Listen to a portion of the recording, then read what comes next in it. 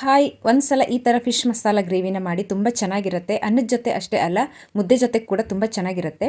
ಇದನ್ನು ಮಾಡ್ಕೊಳ್ಳೋದಕ್ಕೆ ನಾನು ಫಿಶ್ನ ನೀಟಾಗಿ ಕಟ್ ಮಾಡಿ ವಾಶ್ ಮಾಡಿ ಇಟ್ಕೊಂಡಿದ್ದೀನಿ.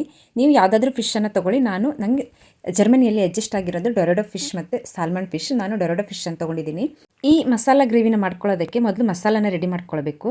ಒಂದು ಮಿಕ್ಸಿ ಜಾರಲ್ಲಿ ಅರ್ಧ ಟೊಮೆಟೊ, ಅರ್ಧ ಈರುಳ್ಳಿ, 7-8 ಬೆಳ್ಳುಳ್ಳಿ ಹೆಸಳು, 2 ಸ್ಪೂನ್ ಕೊತ್ತಂಬರಿ, ಅರ್ಧ ಸ್ಪೂನ್ ಜೀರಿಗೆ, 1/4 ಸ್ಪೂನ್ ಸೋಂಪು, 2ರಿಂದ 3 ಟೇಬಲ್ ಸ್ಪೂನ್ ಆಗುವಷ್ಟು ಅಚ್ಕಾರದ ಪುಡಿ, ಒಂದು ಸಣ್ಣ ನಿಂಬೆಹಣ್ಣಿನ ಗಾತ್ರದ್ದು ಹುಣಸೆ ಹಣ್ಣು, 1/4 ಸ್ಪೂನ್ ಅರಿಶಿನ, 2 ಚಿಟಿಕೆ ಇಂಗು, ಸ್ವಲ್ಪ ನೀರು ಹಾಕಿಬಿಟ್ಟು ಮಸಾಲೆನ ಸ್ಮೂತಾಗಿ ರುಬ್ಕೋಬೇಕು. ನಂತರ ಸ್ಟವ್ ಮೇಲೆ ಒಂದು ಕಡಾಯಿ ಇಟ್ಬಿಟ್ಟು 2 ಸ್ಪೂನ್ ಎಣ್ಣೆ, 1/4 ಸ್ಪೂನ್ ಸಾಸಿವೆ ಚಟಪಟ ಅಂತ ಸಿಡಿದ ನಂತರ ಸ್ವಲ್ಪ ಕರಿಬೇವು, ಫ್ರೆಶ್ ಕರಿಬೇವು ಇದ್ದರೆ ಫ್ರೆಶ್ ಹಾಕ್ಕೊಳ್ಳಿ.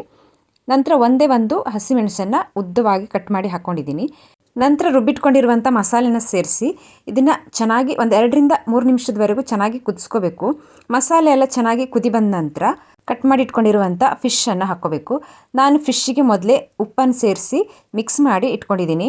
ಹಾಗಾಗಿ ಮತ್ತೆ ಇವಾಗ ಉಪ್ಪನ್ನು ಸೇರಿಸ್ಕೊಳ್ಳಲ್ಲ. ನೀವು ಮೊದಲೇ ಫಿಶ್ಶಿಗೆ ಉಪ್ಪು ಹಾಕಿಟ್ಟಿದ್ರೆ ನೋಡಿಬಿಟ್ಟು ಬೇಕಿದ್ರಷ್ಟೇ ಉಪ್ಪನ್ನು ಸೇರಿಸ್ಕೊಳ್ಳಿ. ಇದನ್ನು ಮುಚ್ಚಿಬಿಟ್ಟು ಚೆನ್ನಾಗಿ ಲೋ ಫ್ಲೇಮಲ್ಲೇ ಇದನ್ನು ಚೆನ್ನಾಗಿ ಕುದಿಸ್ಕೋಬೇಕು. ಸ್ಪೂನನ್ನು ನಿಧಾನಕ್ಕೆ ತಿರುಗಿಸ್ಕೊಳ್ಳಿ ಸ್ಪೂನಿಂದ, ಇಲ್ಲಾಂತಂದರೆ ಫಿಶ್ ಹುಡಿ ಆಗುತ್ತೆ. ಹಾಗಾಗಿ ನಿಧಾನಕ್ಕೆ ನೋಡಿಬಿಟ್ಟು ಸ್ಪೂನಿಂದ ಈ ರೀತಿಯಾಗಿ ತಿರ್ಸ್ಕೋಬೇಕು. ಇದು ನೋಡಿ ಚೆನ್ನಾಗಿ ಕುದಿ ಬರ್ತಾ ಇದೆ. 5ರಿಂದ 6 ನಿಮಿಷದವರೆಗೂ ಲೋ ಫ್ಲೇಮಲ್ಲಿ ಚೆನ್ನಾಗಿ ಕುದಿಸ್ಕೋಬೇಕು.